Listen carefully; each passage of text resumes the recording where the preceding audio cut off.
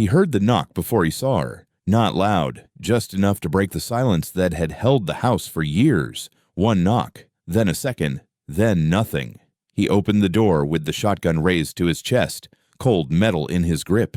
Habit, not fear. She was slumped on the porch, knees scraped raw, sack clutched like it carried her breath. Her arms were thin. The coat is too big. Hair dark and matted. Blood trickled down her leg from a rip in her jeans, but he could tell that wasn't what had soaked the bottom of the sack. She lifted her face, didn't blink, didn't flinch, just said one word. Papa. He didn't move, didn't correct her. She passed out cold. He dragged her inside, set her on the old couch. The sack dropped with a thud beside her. It sounded heavier than it looked. He didn't open it. Not yet. The fire was low. He fed it one log and sat across from her. I watched the way her chest rose like it hurt to breathe. She didn't look older than 17. Maybe not. He got a rag, wiped the blood from her hands. Some of it was dry, some fresh. None of it looked like hers. When she stirred, she opened one eye first. The good one. The other was swollen. You got a name? He asked. She blinked at the ceiling. It doesn't matter. You remember mine? No. You sure about the papa thing? She turned her head slowly. You sure you ain't? He didn't answer. She looked around the room. The peeling wallpaper, the photos face down on the mantel, the cross with the nail missing. She didn't ask questions. Her eyes landed on the sack. You open it? No. Good. He poured her water. She drank slowly. You run from someone? He asked. No. Then what? I ran through someone. He didn't ask what that meant. She sat up, winced. Her shirt stuck to her shoulder where a wound had crusted. You still live alone? As far as I know. Still no phone? Nope. Good. He glanced at the sack again. Are you hungry? She nodded. He cooked eggs. Dry. She ate with her fingers. Didn't say thank you. He didn't expect it. After she stood. I walked over to the sack. Don't open it yet, she said. Wasn't planning on it. She knelt beside it, ran her hand over the burlap like it was breathing. How long have you been carrying that? He asked. Since before I was born. He frowned. She smiled. He didn't. What's your name? He asked again. She stared at the fire. Does it matter? It might. Depends who knocks next. He didn't like that. He pulled the curtain back. I checked the road. Still empty. You got a law coming after you? She didn't answer. He pointed to the blood. That's yours? No. Then whose? She looked him in the eyes. Men who don't get to breathe anymore. The fire popped. She didn't. Blink. He sat. She stayed on the floor, her legs crossed like a child, hands folded over the sack. You still carry that badge? She asked. No. You burn it? Buried it. Good. She leaned her head back against the couch. You were there, she said. When? When the barn burned. His jaw tightened. You remember the smell? She asked. Everybody does. I don't. She closed her eyes. I only remember the sound. He didn't ask what the sound was. He already knew. She fell asleep sitting up. He left her there. In the morning, she was still on the floor, arms around the sack like it had a heartbeat. He made coffee. She didn't speak. He put a bowl of beans on the table. She came over, sat, ate with her fingers again. When she finished, she pointed at the sack. You still want to open it? He didn't speak. She pulled the knot. I opened it, tipped it over. Knives spilled across the table. Not kitchen knives, not butcher tools. Handmade, rusted, some with notches on the handles. He recognized one, long, curved bone handle. He'd seen it before, on a table in the governor's office, in a file, a list of missing people. Her eyes were on him now. That one you remember? She asked. He nodded. He used it on her first. He didn't ask who her was. She picked up another knife. This one had a crack down the blade. I used this one on the man who wore your coat. My coat? He said he got it from a sheriff who quit. His breath caught. She set the knife down. The badge was in the pocket. He looked at the fire, said nothing. She stood, stretched her arm. The wound on her shoulder opened slightly. You got a thread? He nodded. She took it from the drawer without asking. Tore a strip from the sack, sat by the fire, sewed. You a seamstress? He asked. No. Then how do you know how? I watched Mama. His stomach dropped. Your mama. Never tell me who you were. Said if I ever found you, I'd know. And do you? She looked up. No. He leaned against the wall. The knives glinted in the firelight. Why come here? He asked. She didn't look up. Because the wind still stops at your gate. He didn't understand, but he felt it. She stood, walked to the mantel, took one of the photos that had been flipped down. I looked at it. You were smiling in this one. He didn't answer. Who took it? Don't remember. Then it wasn't her. She turned the frame. Place it upright. I'll stay one night, she said. Then what? Depends what I remember. She picked up the knife with the crack. Slide it into her belt. I walked to the door. I opened it. Where are you going?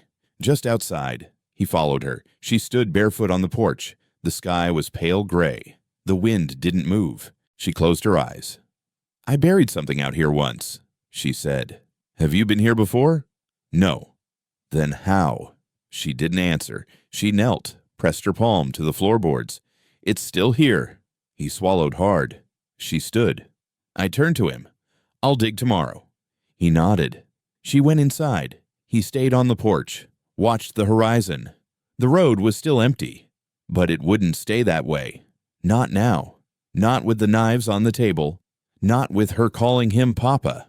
And not with the wind holding its breath at the edge of his land. The sack sat where she left it, tied with frayed twine, the bottom damp with blood long dried. He eyed it over his coffee. She hadn't touched it since last night. You sleep? He asked. She shook her head. You? No. The room was quiet except for the fire. She pulled her coat tighter. He kept glancing at the sack. It moved earlier, he said. I know. You got something alive in there? No. Something dead. She stood. I walked to the table, sat on the floor beside it. Worse, she said. She loosened the knot. He stood behind her, one hand still wrapped around his cup. She didn't open it all the way. Just enough for him to see the steel. Go on, she said. He didn't move. You scared? No. Then open it. He stepped forward, took the flap, pulled. Steel clinked against steel. He reached in, lifted one. The weight was wrong. The edge was right. Where did you get these? He asked. Some I made, some I earned, some were given. He set the knife down, pulled another, curved, narrow, jagged near the handle. Not for skinning. No. Not for cooking. No. He laid them out. 5, 7, 9. All different. None new. Some had names carved in the metal. Some had rust in the lines. This one, she said, pointing. That one remembers. He picked it up. You remember it? She nodded. From where? She rolled her sleeves up, showed the scar on her shoulder. You gave it to him, she said. He stared at the scar. Then the knife. Then her. You sure? She nodded. He set it down slowly. I didn't know. You didn't ask. He moved back to the chair. Saturday. She stayed on the floor, cross-legged, eyes on the blades like they might speak. What do you want with them? He asked. Nothing. Then why bring them? They follow me. That makes you proud. No. Then what? It keeps me warm. He didn't ask what she meant. The knives gleamed in the firelight. Where'd you come from? He asked. She ran a finger along one handle, from under a floorboard. Is that a joke? No. He waited. She didn't explain. She picked up a thin, broken blade. This one was my mama's. She teaches you how to use it? Number she used it on? Herself. He didn't speak. She didn't want to, but she thought it'd make him stop. Did it? No. She placed the blade down. Why bring these here? He asked again. Because I'm tired. Of what? Carrying what no one wants to look at. He stared at her. You think I'll keep them? No. Then why? You owe them. I don't owe. You were there. He stiffened. She picked up another. This one went in a man's throat. His mouth tightened. He kept a ledger, she said. Wrote down names of girls he watched. One of them was mine. One of them was hers. She nodded toward the broken blade. I took it from his belt, she said. He laughed while bleeding. You killed him? No. Then who? She looked up. You want names? I want the truth. You sure? He didn't answer. She slid the blade across the table toward him. You remember what it felt like, being powerless? He stared at the knife. She pushed another forward. You remember watching? He didn't touch it. Another. You remember walking away. He stood. She didn't move. Are you trying to say something? He asked. No. Are you trying to blame me? I don't need to. He walked to the window, pulled back the curtain, still no one on the road. You think I could have stopped it? He asked. You did nothing. You think I knew. I think you chose not to. He let the curtain fall. The fire popped behind him. I had a badge, he said. She didn't speak. I couldn't do everything. You didn't do anything. He turned. I wasn't him. You were beside him. He stepped closer. You don't know what it was like. I know what it is like. He stopped. She stood, picked up the cracked knife again. Every time I slept, I heard his belt, she said. Every time I breathed, I heard your boots. He stared. She set the knife down. I'm not here to punish you. Then what are you here for? She looked around the room. Same as it had been years ago. She found the photo again on the mantel. One of them is younger, standing with a man who wore a suit. She pointed. That him? He nodded. Governor's boy? His nephew. He's dead now. I know. You mourn him? No. She placed the photo face down. I thought about killing you, she said. Why didn't you? You still leave your door unlocked. Does that make me innocent? No. She picked up the sack, put 2 knives back in. I didn't come to kill. Then what? I came to show you. Show me what? What your silence bought. She stared at him. You never touched me, she said. You never hit, never dragged. He swallowed hard. But you closed the barn door, she said. He said nothing. You heard, she said. Still nothing. You knew. The fire cracked again. She placed the 3rd knife in the sack. You can bury these, she said. I won't. Burn them then. He didn't answer. She tied the sack closed again. She looked down at the table. 1 knife still lay there. Long, slender, carved initials in the handle. Whose is that? He asked. She didn't answer. He picked it up, turned it in his hand. The letters were faint. S.J. He knew them. Sylvia Joy, he said. She nodded. She was 9, she whispered. He placed the knife back on the table. I remember her name on the file. No. What? You remember her smile? He closed his eyes. She turned to leave the room. At the door, she paused. You don't have to carry it, she said. Then who does? She looked at the sack in her hand. I do. She left him there, firelight and knives, and all the names he never said. He waited until her footsteps stopped before speaking. You got a name? She didn't turn. Sure. Well, pick one. That's not an answer. It's the only one I've got. He walked to the table, picked up the last knife she hadn't packed. Long, bone handle, a faded etching near the hilt. Have you ever gone by S.J.? She paused. You asking or accusing? I'm reading what's carved. I didn't carve it. Then who did? She turned. He did. Governor's boy. Number the man who owned him. He turned the knife in his hand. These same letters were carved into the barn door. I know.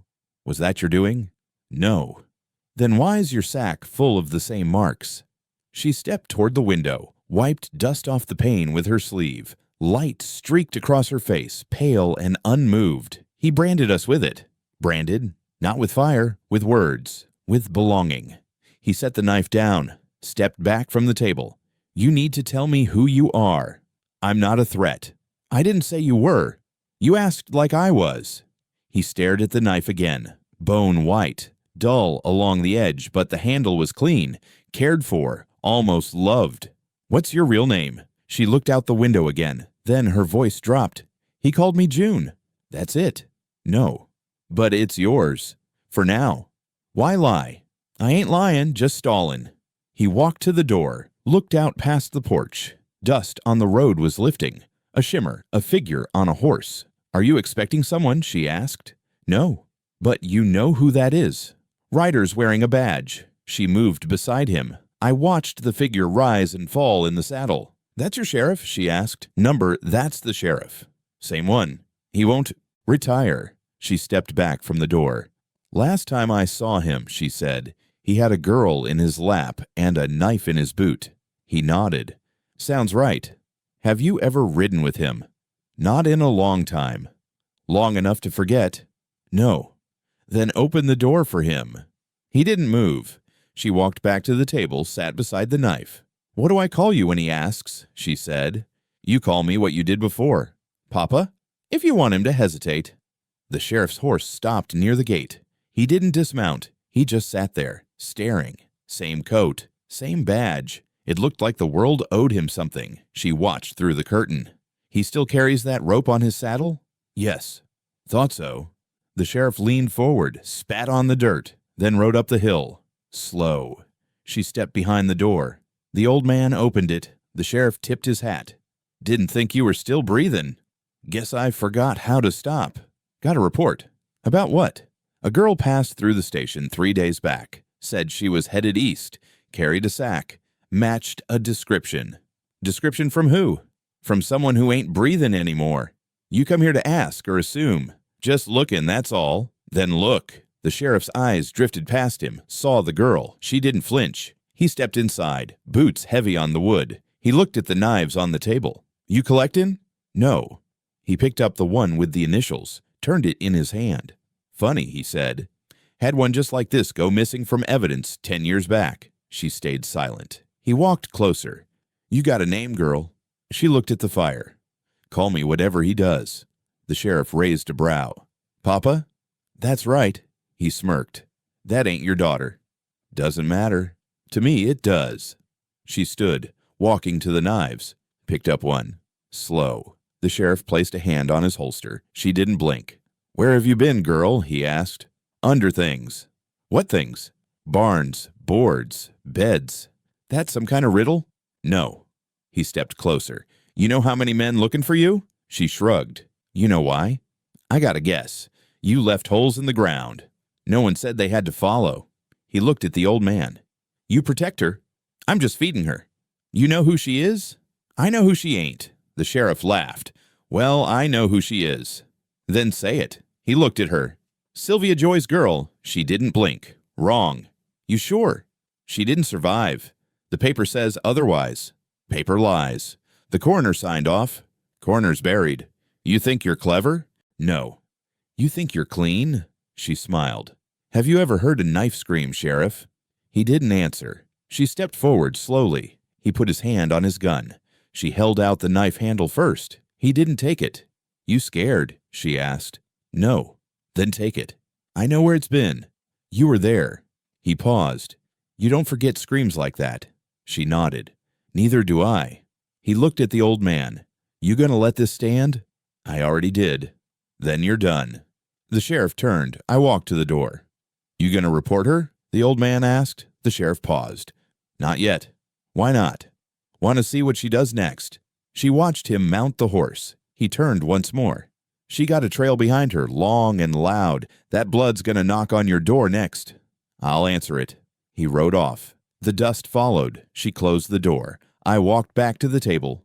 Saturday. You ever gonna tell me your name? He asked. She wiped dust from the window again. He knew it. You want me to?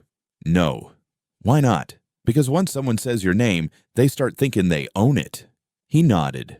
Have you ever thought about running? Every second. Why don't you? She looked at the blade still on the table. I'm waiting for someone to say it first. Say what? My name. The sheriff returned before noon. Dust still rode his coat. He didn't knock, just stood there, one hand on his belt, the other near the rope. She sat at the table, one hand resting on her sack. The knives were gone from view, but not from memory. The old man opened the door slowly. You forget something? He asked. I remembered something, the sheriff said. Then say it. She doesn't belong here. She's not your business. She's everybody's business now. Not while she's in my house. The sheriff's jaw shifted. She said your name like it meant something. She called me Papa. She says that to every man she's about to cut. She ain't cut me yet. That's how she works. She doesn't start with blood. She starts with sympathy. She starts with silence. The sheriff stepped closer to the porch. She's got bodies behind her. So do you. She's got names on blades. You got names in ledgers. She's dangerous. She's hunted. The girl stood behind the screen door. I can hear you, she said. I ain't whispering, the sheriff answered. You come for me? I came for peace. Then turn around. He didn't. You got a warrant? The old man asked. No. Then you ain't taken her. She's not yours. She's under my roof. That doesn't make her kin. She said Papa. The sheriff laughed once, short, dry. You think that makes you safe? No. You think it makes her innocent? No. Then what are you doing? Standing between her and you. The sheriff looked past him, saw the girl's hand tighten on the sack strap. I know what she is, he said. Say it. She's a liar. She's a witness. She's a killer. She's a daughter. The sheriff's eyes narrowed. She told you that. She didn't have to. She ain't yours. No. Then why bleed for her? Because you didn't. She stepped out now. Onto the porch. I stood beside the old man. Are you ready to go? The sheriff asked her. No. You want me to drag you? You'd try. I ain't asking. I ain't moving. He stared at her. She didn't blink. You know what you did, he said. I know what they did. That doesn't change what you became. I became alive. You became wanted. She looked at the rope. You brought that for me. He didn't answer. You think it scares me? No. Then why carry it? To remind you. Of what? That no one stays clean. The wind lifted dust across the porch. You killed 3 men, he said. They weren't men. They bled like it. They bled like cowards. You think that makes it right. I didn't ask permission. Then don't ask for mercy. She took a step forward. He reached for the rope. The old man moved between them. Touch her, he said, and you'll need another noose. The sheriff stared at him. You lost your badge. I gave it up. You were a good one once. I was blind once. And now? Now I see who still holds the whip. The sheriff's mouth curled. She's not the victim. She's not the criminal. She's the fire. She's the match. They stood silent. The girl shifted. I ain't running anymore, she said. Then you'll die here. So be it. You think this land forgets? No. You think I forgot? You already did. The sheriff looked at the sky. You hear what they're saying down in the basin? No. They found bones. Small. Wrapped in a quilt. Her face tightened. Whose bones? They don't know. I do. He stepped up onto the first porch plank. Then speak. You first. He looked at the old man. She's setting you up. Maybe. She's using you. Maybe. She's looking to bury what she can't outrun. Then help her. The sheriff laughed again. You gonna protect her forever? No. Then let her go. She's not ready. She's poison. She's broken. She's sharp. She walked down the steps, stood on the dirt in front of the sheriff. You want to hang me? She asked. Not yet. You want to stop me. I want you quiet. That's not peace. It's survival. She pointed at the sack. Are you afraid of what's inside? No. Then let's open it. He stepped back. You won't do it, she said. I don't need to. You scared? No. Then name one girl you buried right. He didn't speak. She stepped closer. One name, she said. Still nothing. The rope creaked on his saddle horn. I remember them, she said. Every girl, every scream, every man who looked away. He reached for his reins. You're lucky, she said. Why's that? You still get to leave. He mounted. You'll regret staying, he said. I already do. He pulled the horse around. Next time I come, he said, I won't knock. The old man nodded. Then I'll leave the door open. The sheriff rode off. Dust rose again. The girl stood in it. The old man stepped down beside her. You meant that? He asked. Every word. Are you ready to die on this hill? I already did. They stood in silence. Wind carried the sheriff's shape into the distance. She looked down at the dirt, used her toe to write something. 3 letters. She didn't tell them, but he saw. And this time, he didn't look away. She sat by the fire with thread in her teeth and cloth in her lap. The sack lay at her feet, closed now, still heavy, still waiting. He watched from the table, coffee cooling in his hand. She hadn't said a word in 2 hours. You fixin' something? He asked. She didn't look up. You're mending? No. Then what's that? Names. He frowned. You mean clothes? No. She pulled the thread through slowly, tightened the corner, knotted it, cut with a blade she hadn't used on anyone yet. "Looks like a quilt," he said. "It ain't." "What is it then?" "A list." He stood. I walked toward her. "Are you writing in a thread now?" She nodded once. "Easier to bury than ink."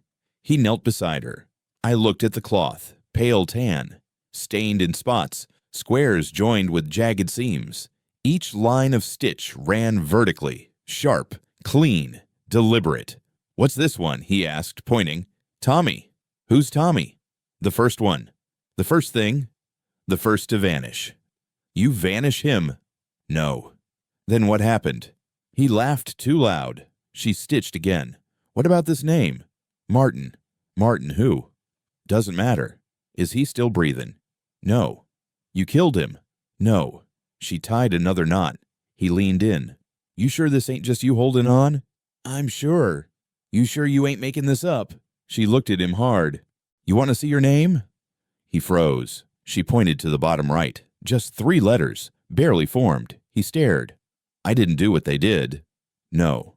"Then why's my name here?" "Because you stood behind the ones who did." He sat back. "You really gonna stitch that in?" "I already did." "You think that's fair?" "No." "Then why?" "Because it's true." He rubbed his face. "You gonna hang me with a thread?" "No." "You gonna mark me with cotton?" "I mark what needs remembering." She looped the needle again, pulled tight. "You ever think maybe you're wrong?" he asked. "Every day." "Do you ever think some of those names didn't deserve it?" "None of them deserved what she got." He stared at the fire. "You talking about your mama?" "She didn't bleed out. She bled in." "What's that mean?" She swallowed the silence, choked on it. He looked back down at the cloth. "What happens when the list's done?" "I bury it." "Where?" "Same place they buried her." "You know where that is?" "I can feel it." He reached for the cloth. "Don't touch it. I just want to see." "You already did." He leaned back again. "You know what this looks like?" he asked. "Tell me." "A curse." "Good." "A list of vengeance." "Maybe." "Are you planning to act on it?" "Already did." "Does that mean mine's next?" She didn't answer. He stood. I walked to the window, pulled the curtain. "Sheriff's not back yet," he said. "He will be." "You worried?" "No." "You sure?" "I've got my needle." He looked over his shoulder. "That ain't a weapon." "It doesn't need to be." He watched her stitch another name. "You sleep at night?" "No." "Me neither." She tied another knot. He turned toward the fire. "You know what happens when people find lists like this? They get nervous. They get violent. They get seen." He stared at her. "You really remember all their names?" "No." "Then how do you know which to write?" "My hands know." "You say your fingers remember things your mind doesn't?" "Yes." He sat back down. "Can you take my name off?" "No." "Why not?" "Because you didn't stop him." "I didn't know." "You knew enough." "Are you saying I'm as bad?" "No." "Then what am I?" "You're part of it." He rubbed his temples. "This ain't justice." "No." "This ain't law." "No." "This is personal." She looked up. "All justice is personal." He said nothing. She stitched again. "Why the fire?" he asked. "Fire burns what the earth doesn't want." "You plan to burn this too?" "No." "What then?" "I plan to bury it under stone." "Like a grave?" "Like a warning." "To who?" "To whoever comes next." He stood again. "You think this ends anything?" "No." "You think it fixes what was done?" "No." "Then what's the point?" She looked at him. "It remembers." He walked to the door. I opened it. Cold wind. Dry dirt. "I should ride into town," he said. "You should. Tell them you're here. Do it. Let them come." She nodded. "I'll be ready." He didn't move. "Do you ever want a different life?" he asked. "Yes." "What kind?" "One where I didn't have to stitch names." "You think you'll get it?" "No." She folded the cloth, tucked it under her arm. "Where you going?" "To hide it." "Already?" "Before the wind changes." He nodded once. She stepped past him, down the porch, into the field behind the house. He watched her until she vanished behind the shed. He sat back down. I looked at the fire, then back to the table. The needle was still there, small, thin, sharp. The bread was dry, cracked at the edges. He broke it into halves and handed her the bigger piece. She took it without looking up. They sat at the table. The fire behind them had gone soft. No one spoke. The knives were still gone. The cloth was buried. The sack hung limp by her chair. He chewed slowly. She tore pieces, dipped them in water, let them dissolve on her tongue. The dogs outside had stopped barking hours ago. Even the wind didn't move. "You always eat this quietly?" she asked. "Only when I've got company." "Is that a joke?" "No." She picked at the crust. Didn't smile. "You knew her, didn't you?" He didn't answer right away. "Who?" "My real father." He looked down at the table. A knot in the wood stared back. "I knew of him." "Same as everyone else." "Worse." She took another bite, chewed once, let it rest. "You gonna say his name?" "No." "Why not?" "He didn't earn it." She wiped her fingers on her sleeve. "Have you ever told anyone what he did?" He shook his head. "Why not?" "No one asked." "I'm asking now." He looked at her. "He was a buyer." She didn't move. "Of what?" "Whatever could bleed." She set the bread down. "Did you see him do it?" "No." "But you heard." He nodded. "You remember the barn?" "Yes." "You remember the screaming?" "Yes." She leaned forward. "You remember the chains?" "Yes." "And you stayed?" "I didn't stay long." "Long enough." He didn't argue. She took another sip of water. "You were there the night she ran," she said. He said nothing. "She said someone helped her out the back." He nodded. "She always thought it was you." "It was." She stared. "You never said." She was gone. She was pregnant. No. She didn't. He closed his eyes. I figured he'd stop. He didn't. She stood. I walked to the window, pulled the curtain back just enough. "They're coming," she said. "Who?" "Whoever he still owns." He joined her. The road was still empty. No one out there.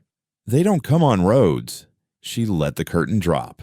"Have you ever thought about killing him?" she asked. "Yes." "Why didn't you?" "Didn't think I could. Too strong. Number too much of me in him." She turned from the window. "You're not him." "I didn't stop him." "You ain't him." He sat again, stared at the crumbs on the table. She sat too. "You think guilt's enough?" she asked. "No." "Then what is?" "Bread and silence." "That sounds like prison." "It is." She pushed the plate away. "I was born in it." "I know." "Raised in it." "I know." "Named by it." "I know." She looked down. "Have you ever held a newborn?" "Once." "What did it feel like?" "Like I didn't deserve to." "Then you know how she felt." He nodded. "You think she knew what I'd grow into?" "No." "She'd be ashamed." "No." "Why not?" "Because you lived." She stood. "You think that's enough?" He didn't answer. She picked up the sack. I opened it, pulled out one blade, just one, small, clean. She set it on the table. "Not for you," she said. "Who's it for?" "No one." "Then why show me?" "To see if you'd flinch." "Did I?" "No." She pushed it toward him. "I want you to hold it." He hesitated. "Why?" "Because it was his." He touched the handle, didn't pick it up. "You want me to bury it?" "No." "Then what?" "Clean it." He picked it up. I turned it over. "How?" "With your hands." He stood, took the rag from the sink, ran it over the steel. Slow, careful. She watched. "You remember the night he died?" she asked. "Yes." "You were there?" "Yes." "Did you see?" "No." "You hear?" "Yes." "What did it sound like?" "A man getting what he gave." She nodded. "I always wondered if someone mourned him." "No one did. Not even you. Especially not me." He placed the blade back on the table. Dry. Still dull. "You want me to keep it?" "No." "Then what?" "Leave it here." She pulled her coat tight. "You think it's over?" he asked. "No." "You think they'll stop?" "No." "Then what do we do?" "We wait." "For what?" "For the dirt to speak." He looked outside. The dogs still hadn't barked. "You think they remember her?" he asked. "No." "You think she remembers us?" "She never forgot." He leaned against the wall. "You believe in ghosts?" She nodded. "Good." "Why?" Because we're living with one. They sat again. Fire low. Bread gone. Silence is full. He smelled the smoke before he saw it. Sharp. Dry. Familiar. He stepped out the front door and followed it through the field. The barn stood 50 yards back, crooked, leaning like it had already given up. She was standing in front of it, one match left between her fingers. "You light it?" he asked. She nodded. "You sure?" "I ain't guessing." Flames were crawling up the side wall, slow at first, then hungry. The boards snapped like bones under weight. "I thought it was empty," he said. "It ain't." "What's inside?" "Everything no one talks about." He watched the fire rise. "Why now?" "Because the wind was right." "You don't think someone will see it?" "I hope they do." The roof caught. Orange bled through the gaps like the sunrise gone wrong. He stepped closer. "You want me to stop it?" "No." "You want me to watch?" "I want you to remember." They stood shoulder to shoulder. "You know what they did there?" she asked. "Yes." "Have you ever spoken it out loud?" "No." "Say it." He didn't. She pointed at the smoke. "Then that speaks for us." Sparks drifted upward. The night hadn't fallen yet, but the light made it feel darker. "You think fire fixes anything?" he asked. "No." "Then what's it for?" "Making ghosts walk." He stared at her. "You believe that?" "I've seen it." The walls sagged inward. The heat bent the air around them. "He buried her there," she said. He looked at the dirt. "She told me once," she continued, before the chain came off her ankle. "Your mama?" She nodded. She whispered it while coughing up blood. "You think it's true?" "She ain't never lied." The fire cracked louder. "Why not dig?" he asked. "I already did." "Find anything?" "Just silence." They stepped back as part of the barn collapsed. A beam fell and split open, hollow inside. "I slept in there once," he said. "When?" "Years ago, after I quit." "Did you hear her?" "No." "Then she wasn't ready." The smoke climbed higher. The dogs were nowhere. The wind didn't come. "Have you ever burned a body?" she asked. "No." "I have." He looked at her. "You want me to be scared of you?" "No." "You want me to confess?" "No." "Then what?" "I want you to see." They stared into the fire. The barn was almost half gone now. "You think the sheriff'll come?" he asked. "He won't." "Why not?" "He's waiting for it to be done." "And then?" "He'll walk through the ash. Look for what he thinks I left." "Do you leave anything?" "No." "You sure?" "I leave a memory." The flames curved in on themselves. Everything is hollow now. Nothing left to hide behind. He looked at her hands. "Do you bring anything with you?"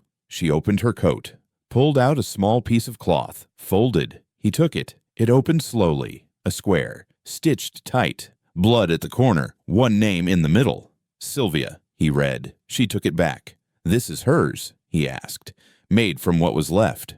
"You think she sees this?" "She's inside it." He nodded. "You think she's in the fire?" "No." "Then why burn the barn?"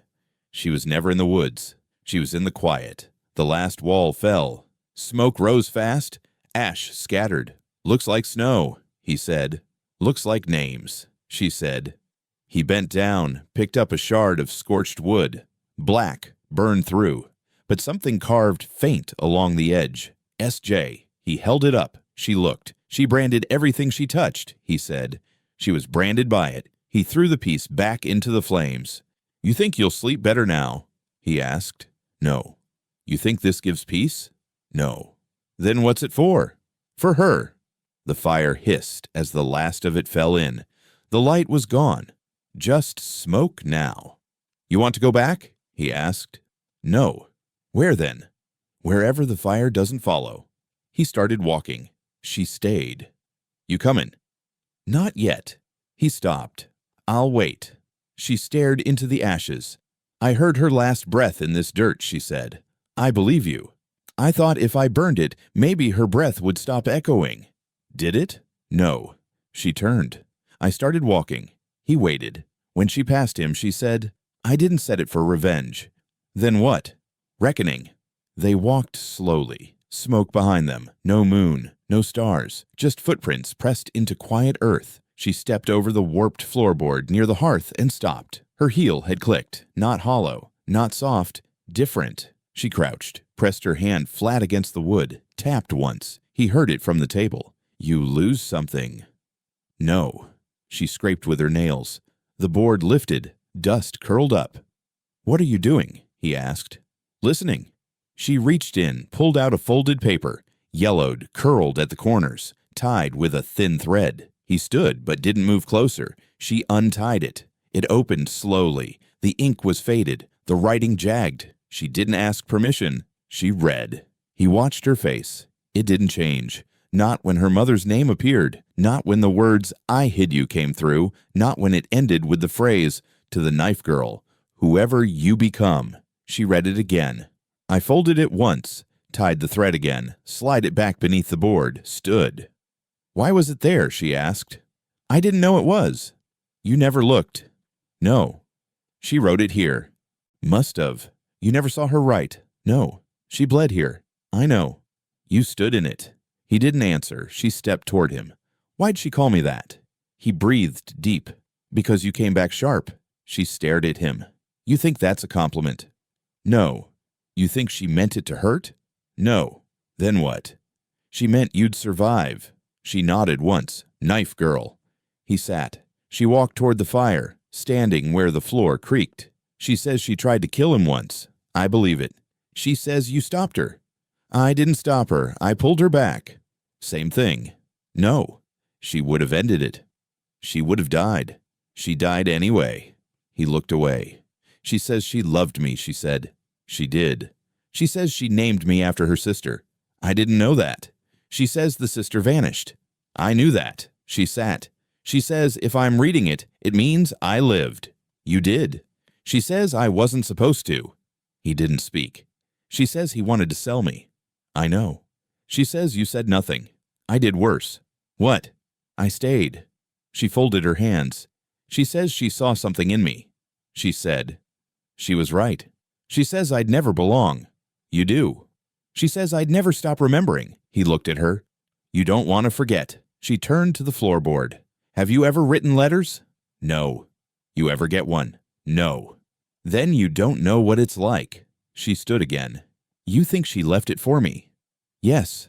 Or for you. He didn't answer. She called me a knife. She called you a girl. She didn't know which I'd be.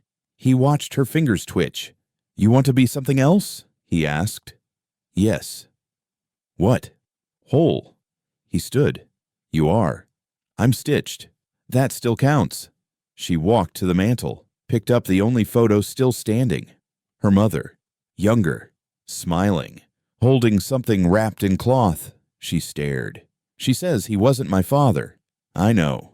She says the man who helped her run was. He closed his eyes. I remember that night. You were at the gate. Yes. She says you held the lantern. Yes. She says the man with her dropped a knife. I picked it up. She says that knife had a star carved in the hilt. It did. You still have it? He nodded. Show me. He went to the drawer, opened the back, pulled out a blade, wrapped in leather. She unwrapped it. The star was still there. She wrote about this. She said, I kept it in case you came. You think she knew I would? She believed it. She says hope's sharper than any blade. She was right. She placed the knife on the table. You want it? He asked. No. You sure? It's not mine. You earned it. No. Then what do you want? She says to ask you that. Me? She says to ask what you want now. He sat again. I want silence. You already have that. I want peace. That's not real. I want you to live. I'm trying. She looked at the floorboard again. She says I'll keep walking. You will. She says I'll leave him behind. You already did. She says I'll bury the blades. You ready? No. That's all right. She stepped to the fire, held out the knife. He didn't stop her. She dropped it into the flame. I watched it vanish in orange. Why do that? He asked. She said I'd know when to let go. He nodded. She was wrong about one thing, she said. What's that? I do belong. He waited. I belong to myself. They walked in silence. Up the dry hill behind the house, boots sinking into soft dirt. The sun barely broke the gray sky. No birds, no wind, just stone. She carried the sack across her back, the same way she had the first night. The weight hadn't changed, maybe heavier now, maybe memory added to it. He walked ahead, slower than usual. Like each step asked permission, the hilltop came fast. Crooked markers, wood and stone. Some are carved, some blanks, some just broken fence posts turned upright. She scanned the graves. "Have you ever counted them?" she asked. "No." "How many plants do you have?" "Enough." He pointed toward a slanted cross at the far end. "That one's hers." She didn't look where he pointed. "You sure?" "Yes." "Did you bury her?" "No." She turned. "Then you ain't Papa." He didn't argue. She walked ahead of him now, stopped beside the marker, kneeled, ran her fingers across the wood. Cracked, splintered. No name. "No stone?" she asked. She didn't want one. She didn't get a choice. He watched her untie the sack. One by one, she laid the knives on the dirt. 9 blades, all different, all remembered. "What's this?" he asked. "Offerin'." "To who?" "To whoever hears." She picked up the first, pressed the blade flat against the earth. "I took this from a man who said I talked too loud." She pushed it into the dirt, left the handle exposed. The second. "This one from a preacher, said forgiveness was owed to him." She drove it beside the first. The third. Found it inside a boot. She placed it quietly. Gentle. He stepped closer. "You think this helps her?" "No." "You think this helps you?" "Maybe." She placed a fourth. "This was the first one I made." "You forged it?" "I filed it from scrap. It took 3 nights." She looked up at him. "Back when I didn't believe in sleep?" He nodded. She picked up the 5th. Didn't say anything. Just stared at it. Then set it in the ground with both hands. "You don't want to tell that one's story?" he asked. "No." "You forget it?" "No." "Does it hurt too much?" "Yes." He stepped back. She laid the 6th down, then the 7th, then the 8th. One left. She held it longer. "This one never cuts no one," she said. "You sure?" "I kept it clean, just in case." He looked at the blade. It had a curl to the edge, like a petal, different from the others. "She made this," she said. He blinked. "Your mama?" "She made it for cooking." "Not killing." She set it down beside the others. 9 blades in a row. Handles sticking up like roots trying to surface. She sat back on her heels. "You know who else is buried here?" she asked. "Some men I couldn't look at in town." "You bury 'em quiet?" "Yes." "You say prayers?" "No." "Good." She stood. I walked past the row, picked up a flat stone nearby, hold it in her palm. "What's that for?" he asked. "I want her name here." "She's got it somewhere." "No." He watched her kneel again. She took a nail from her pocket, tapped the stone with its tip. Not carving, just scratching. He leaned over, saw the letters. S.H. She hated the name, she said, but she kept it. She didn't want him to take it. He nodded. "Does she ever cry in front of you?" she asked. "Once." "What did you do?" "Watched." "That's all?" "I didn't know what else to do." "That was the moment she gave up on you." "I know." She finished the last letter, placed the stone at the foot of the cross. "You think she forgave me?" he asked. "No." "You think she wanted to?" "Yes." "You think I deserve it?" "No." She stood. They looked down at the line of blades, all still, all quiet. "Have you ever buried a name?" she asked. "No." "You should try." He knelt beside the grave, pulled a pocket knife from his coat, pressed it into the dirt. "What's that one?" she asked. "Mine." "You think one name makes up for 9? "No." "But I don't want her buried alone." She nodded. They stood in silence. The knives didn't shine. The wind still didn't move. She tied the sack, slung it back over her shoulder. "Are you done here?" he asked. "No." She reached down, picked up the clean-bladed knife, held it to her chest. "I'm keeping this one." "Why?" "To remember what my hands can do when they ain't angry." They walked down the hill, no footprints left behind. Just blades, stone, and a name that was finally seen. He found her sitting on the floor by the fire, scraps laid out in a ring, old shirts, torn sleeves, denim, strips of flannel, some blood-stained, some just worn thin. She stitched like she wasn't breathing. "You patchin' again?" he asked. "No." "What's it for?" "Truth." He stepped closer. A sheriff's cuff was folded into the bottom corner, white button still attached. "That from him?" he asked. Which one? He didn't answer. She kept stitching. You've been cutting cloth all morning? Most of the night. I didn't hear. You weren't supposed to. He sat beside her, not too close. She ran the needle through a piece of fabric he recognized, his old work shirt. You took that from the line? He asked. You weren't wearing it. That doesn't mean I gave it. Don't need your permission. What's this square? He asked. She looked down. Piece of her dress. He nodded. She bled in it? She lived in it. She pulled the next square close, sew it tight. He stared at the half-finished quilt. You stitched town lines into this? He asked. No. Then what? Bloodlines. He looked again. The shapes, the angles, the patterns. They connect. Yes. To what? Men. Which men? The ones who took. You sure? I traced it. She flipped one edge over. On the back, names in red thread. Tight. Small. 12 names. Some of these I buried, he said. I know. Some I hid. I know. And this one, this ain't real. It is. You got no proof. I got bruises. He went quiet. She kept working. You ever wonder why you keep making things? He asked. No. You think it helps? No.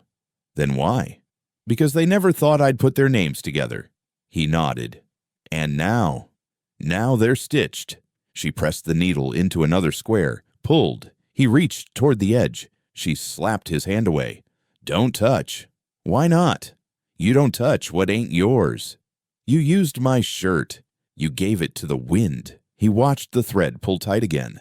This one, she said, this one came from the sheriff's boy. The one who lied? The one who watched. You killed him? No. Then what? I let him remember. She stitched again. This one, Sasa, he asked. Governor's coat. You sure? Same buttons, same stink. You kept it? I cut it when he fell. He leaned in. You think this does anything? Yes. Like what? Make them visible. They're already dead. They were never seen. She tied a knot. He looked toward the center. What's in the middle? He asked. My name. You sure? No. Then why sew it there? To find out. She flipped it back over. No fancy symbols, no colors, just fabric and names. Looks like a map, he said. It is. Where's it going? Depends what you fear. He pointed to a corner. What's that path? To a house with red curtains. I know that house. I know what happened there. He moved his hand across. This one. To the school where 2 girls vanished. That case was never solved. It was never looked at. You were there? Number she was. He stared. You mean your mama? She marked it. I just traced it. He leaned back. Each line now looked like roads. Each square, a place. You stitched a map of violence. I stitched what no one else would. You think this ends with thread? No. Then what? It starts with fire. She folded the edge. There's one more piece, she said. From who? You. He froze. You already took my shirt. Not what I mean. She opened the sack, pulled out a worn letter, the one from under the floorboard. This goes in the center. She wrote it for you. She wrote it for the knife girl. You still call yourself that? I didn't choose it. She stitched the letter in without unfolding it. You're hiding it? He asked. I'm binding it.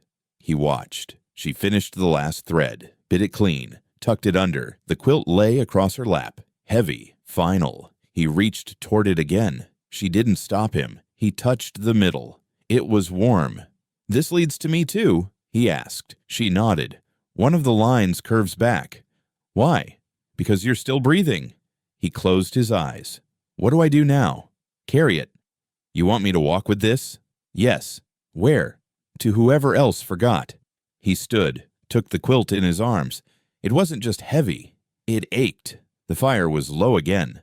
She sat cross-legged, the quilt spread across her knees like a body waiting to be buried. He didn't speak. He just watched her thread the needle one final time. You sure? He asked. Yes. She pierced the cloth near the bottom edge. Tight space. No room for another line. But she made room. You don't have to, he said. I do. She pulled the thread through. Smooth. Certain. He leaned forward. What name? She didn't answer. He already knew. She stitched slowly. One letter at a time. Tight. Small. No flourish, just the truth. He watched it appear. His name. Not the one he used now. The old one. The badge name. You gonna use it? He asked. No. Then why write it? Because you watched. He looked away. She kept stitching. Does it make you feel better? He asked. No. Then what? It makes me feel seen. She tied it off, pulled the thread clean, stabbed the needle into the fabric one last time, then folded the quilt, careful, like something fragile. He sat back. Have you ever killed a man with a thread? He asked. No. But you'd try. She looked at him. Not all cuts bleed. He nodded. You want me gone now? No. You want me to suffer? No. Then what do you want? She handed him the quilt. He held it. Heavy, hot in places, cold in others. You feel that? She asked. Yes. Those are names. I know. You carry them now. Why me? Because I already did. She reached into the bag, pulled the last needle from the case. Thin, silver, bent at the tip.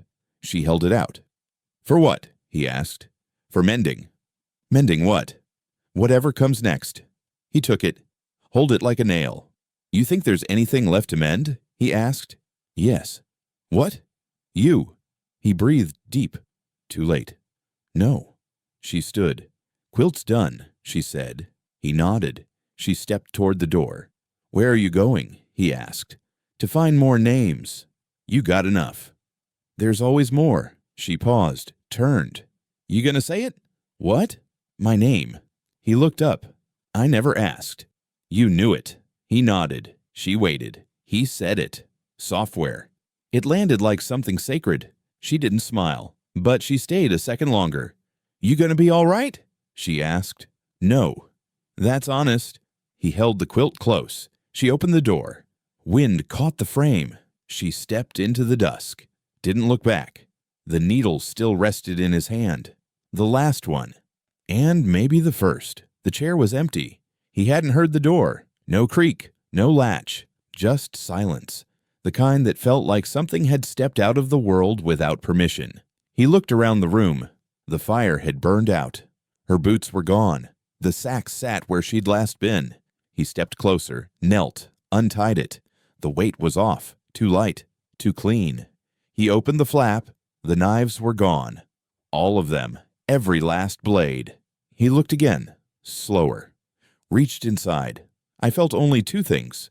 First, a metal square, cold, familiar. His badge, tarnished. The number was worn smooth. He turned it in his hand. No pin. Just the weight of something that used to mean law. He set it on the table, reached back inside, pulled out a torn piece of paper, frayed edges, curled from heat. He unfolded it, recognized the handwriting, her mother's, a piece torn from the letter. Just one line. If you're reading this, she lived. He read it again, and again.